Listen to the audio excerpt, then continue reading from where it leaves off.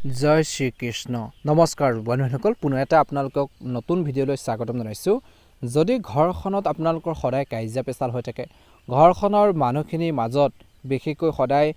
ইজনে সিজনৰ মনবোৰ বুজি নাপায় সৰু সৰু কথাত যদি আপোনালোকৰ ঘৰখনত বা পৰিয়ালত বা জীৱন সংগীৰ লগতে হওক বা ল'ৰা ছোৱালীৰ লগতে হওক সংঘাত হৈ থাকে কাজিয়া পেচাল হৈ থাকে তেন্তে ইয়াৰ কাৰণ কি হ'ব পাৰে আৰু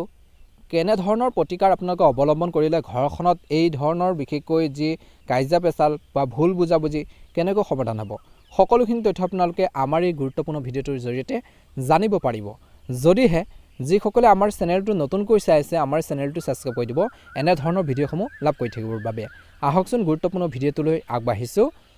বন্ধুসকল বাস্তু শাস্ত্ৰ অনুসৰি বিয়াৰ পিছত স্বামী স্ত্ৰীৰ ইজনে সিজনৰ সুখৰ দুখৰ সংগী বিশেষকৈ তেওঁলোকৰ সম্পৰ্ক প্ৰেমেৰে ভৰা অৱশ্যে এই প্ৰেমৰ সম্পৰ্কত আপোনালোকৰ বৈবাহিক জীৱনৰ যি প্ৰেমৰ সম্পৰ্কত কেতিয়াবা বিবাদ হয়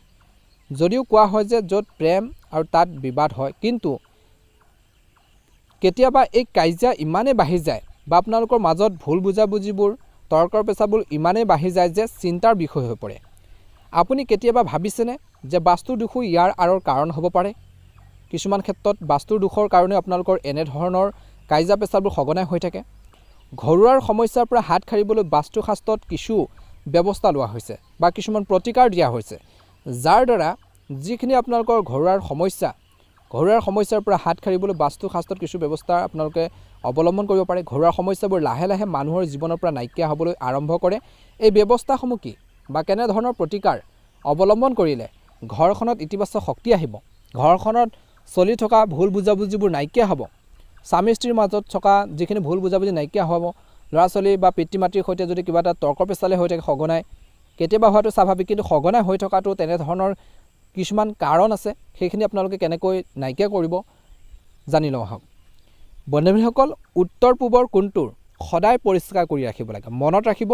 আপোনালোকৰ ঘৰৰ উত্তৰ পূবৰ কোণটো পৰিষ্কাৰ কৰি ৰাখক ঘৰলৈ ধনাত্মক শক্তি প্ৰবাহিত হ'বলৈ উত্তৰ পূব চুকটো পৰিষ্কাৰ কৰি ৰখাটো অত্যন্ত গুৰুত্বপূৰ্ণ মনত ৰাখিব সকলোৱে মনত ৰাখিব উত্তৰ পূব দিশটো সদায় আপোনালোকে পৰিষ্কাৰ পৰিচ্ছন্নতাৰ প্ৰতি গুৰুত্ব দিব উত্তৰ পূব কোণটোক ঘৰৰ উত্তৰ পূব কোণ বুলি গণ্য কৰা হয় বিশেষকৈ এই দিশত যদি আৱৰ্জনা বা আপোনালোকৰ লেতেৰা হয় তেন্তে তৎক্ষণাৎ পৰিষ্কাৰ কৰক গতিকে ধ্যান ৰাখিব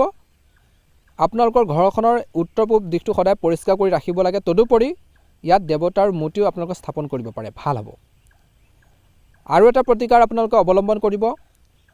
বিশেষকৈ শিলৰ নিমখ ফলপ্ৰসূ হ'ব অৰ্থাৎ কোৱা হৈছে যে শিলৰ নিমখ ঘৰৰ পৰা সকলো ঋণাত্মক শক্তি নাইকিয়া কৰে যদি আপোনালোকৰ ঘৰখনত সঘনাই আৰু স্থায়ী সংঘাতৰ সন্মুখীন হৈ আছে তৰ্ক পেচাল হৈ থাকে তেন্তে প্ৰতিকাৰ চেষ্টা কৰিব পাৰে এই প্ৰতিকাৰটো সৰু সৰু পেকেট বিশেষকৈ আপোনালোকে কৈছে যে নিমখ আপোনালোকে শিলৰ নিমখ বনাই ঘৰৰ চুকত থৈ দিব ইয়াৰ ফলত পাৰিবাৰিক যি সংঘাত হ্ৰাস পায় আৰু পৰিয়ালৰ সদস্যৰ মাজত প্ৰেম বৃদ্ধি পায় ৩ নম্বৰ বিশেষকৈ প্ৰতিকাৰটো হৈছে মূল দুৱাৰখন ঘৰৰ যি আপোনালোকৰ মূল দুৱাৰখন থাকিব দুৱাৰমুখৰ বিশেষকৈ মুখত আপোনালোকে কেতিয়াও জাবৰ জোথৰ লেতেৰা আৱৰ্জনা আপোনালোকে তাত থাকিবলৈ নিদিব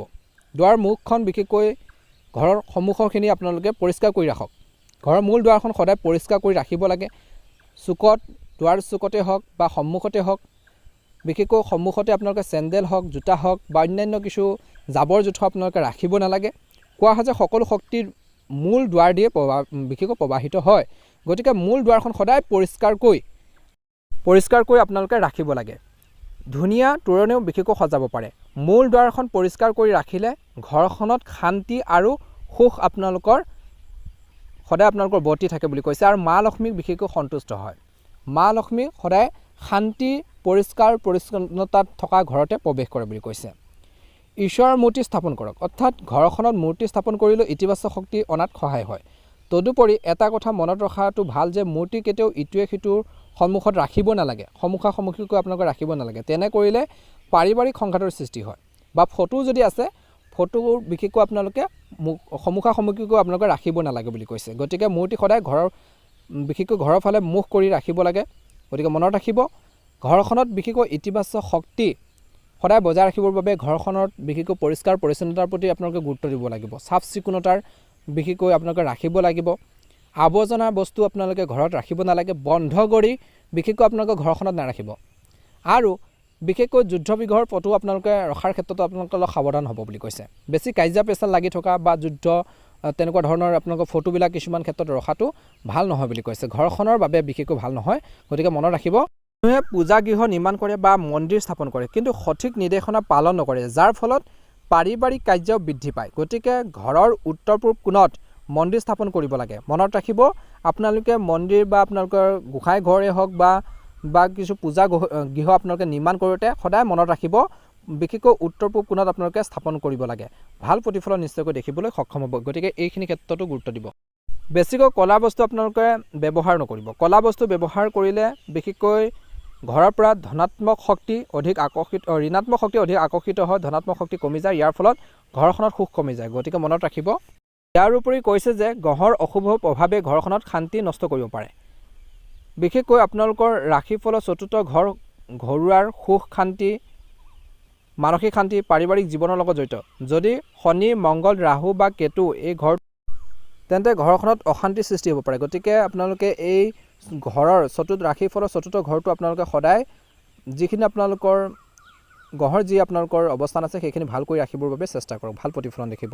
ভিডিঅ'টো চাই কেনে পালে জনাব। আপোনালোকৰ সকলোৰে মনৰ ইচ্ছাবোৰ পূৰণ হয়, ঘৰখনৰ সুখ সমৃদ্ধি বৃদ্ধি পাওক। এই প্ৰতিকাৰখিনি আপোনালোকে নিশ্চয়কৈ কৰি চাবচোন।